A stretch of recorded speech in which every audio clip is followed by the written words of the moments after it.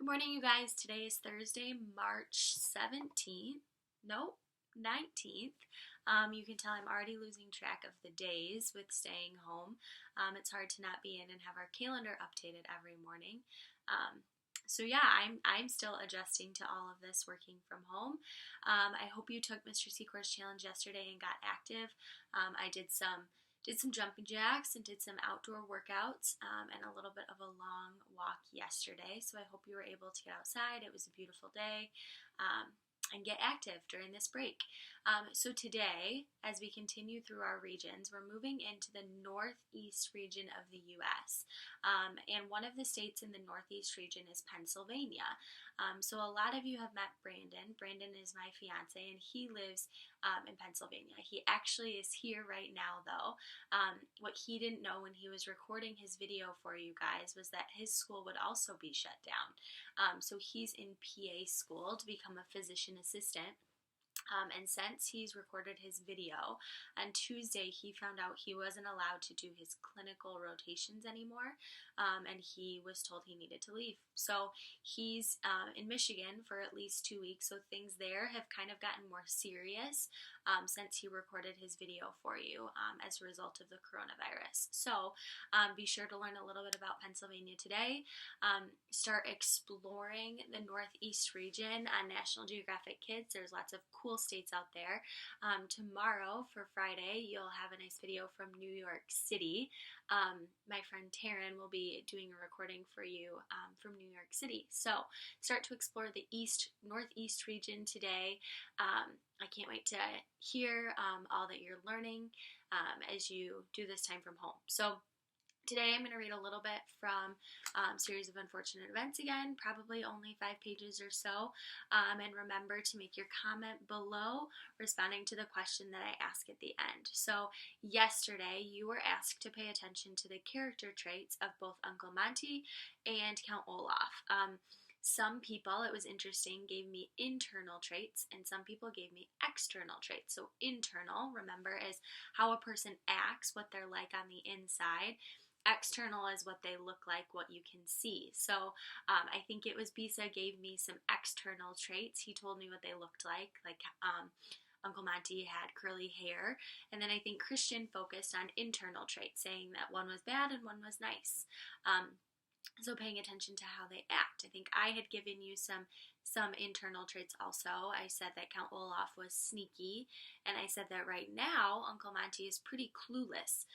He doesn't really understand what's going on in this situation.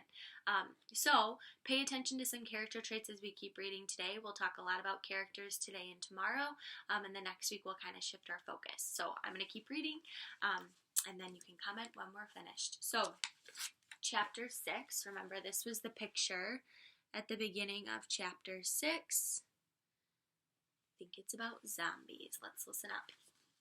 Alright, Chapter 6. Bad circumstances have a way of ruining things that would otherwise be pleasant. So it was with the Baudelaire orphans and the movie Zombies in the Snow. Picture makes sense now. All afternoon the 3 children had sat and worried in the reptile room under the mocking stare of Stefano, and the word oblivious here means not aware that Stefano was really Count Olaf, and thus being in a great deal of danger, chatter of Uncle Monty. So kind of like I called Uncle Monty clueless yesterday, they're saying oblivious. Oblivious means totally unaware. So by the time it was evening, the siblings were in no mood for cinematic entertainment. A cinema, like a movie theater, which that's another thing that we're affected by right now. Movie theaters are closing. So not something we would be able to do if we were the Baudelaires right now. Uncle Monty's Jeep was really too small to hold him, Stefano, and the 3 orphans. So Klaus and Violet shared a seat, and poor Sonny had to sit on Stefano's filthy lap. But the Baudelaires were too preoccupied to even notice their discomfort. The children sat all in a row at the multiplex with Uncle Monty to one side, while Stefano sat in the middle and hogged the popcorn. But the children were too anxious to eat any snacks and too busy trying to figure out what Stefano planned to do to enjoy zombies in the snow, which was a fine film. When the zombies first rose out of the snowbanks surrounding the tiny alpine fishing village, Violet tried to imagine a way in which Stefano could get aboard the Prospero without a ticket and accompany them to Peru. So the kids are brainstorming, how is he going to get onto this boat with us?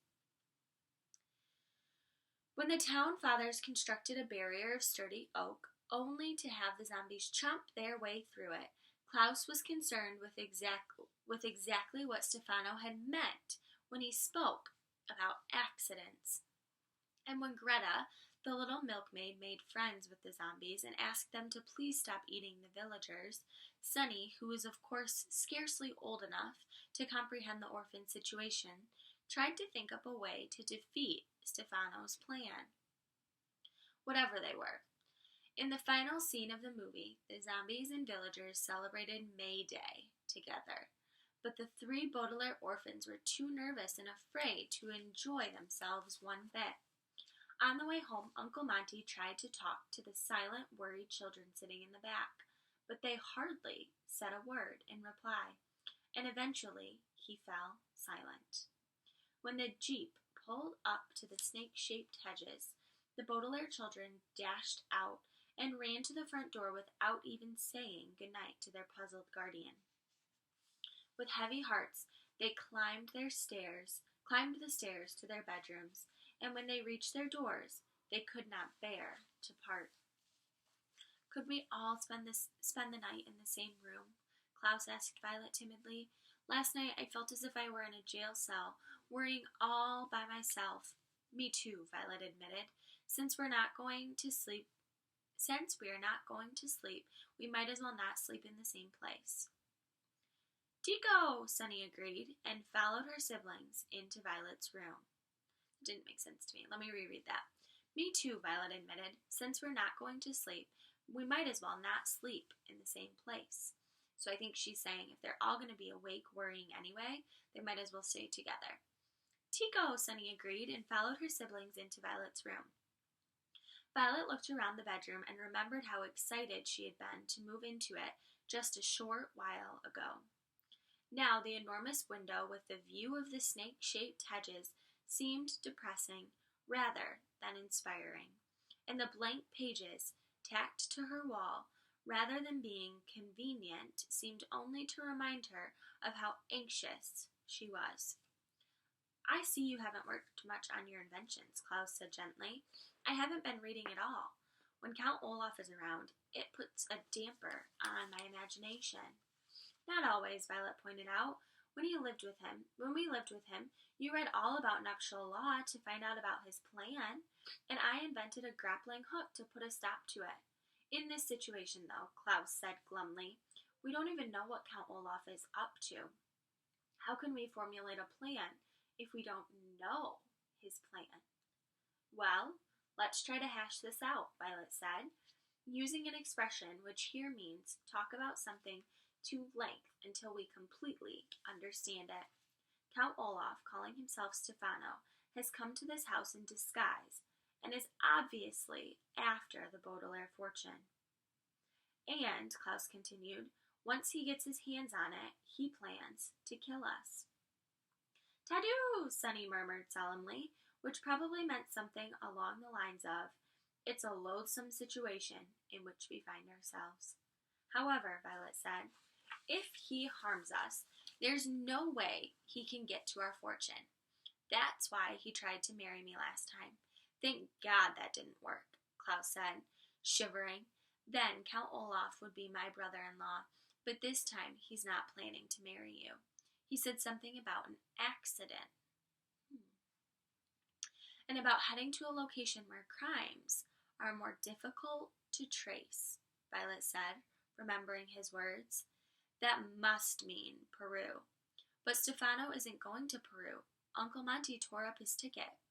Doog! Sunny shrieked in a generic cry of frustration and pounded her little fist on the floor.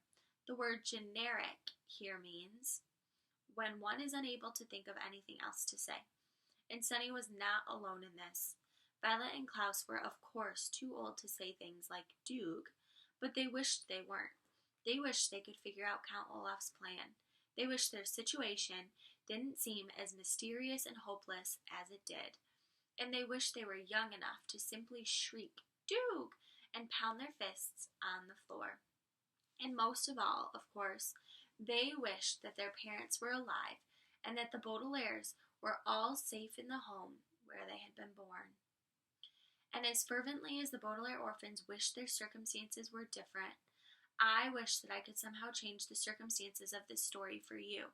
So this is the narrator talking again. Remember, this is Lemony Snicket. So he's starting to explain, oh, his name's right there, Lemony Snicket. So he's saying he wishes he could change this story for us, but he can't. He likes to say that. He likes to say, if you want a book that isn't as sad, you might want to put this down, right?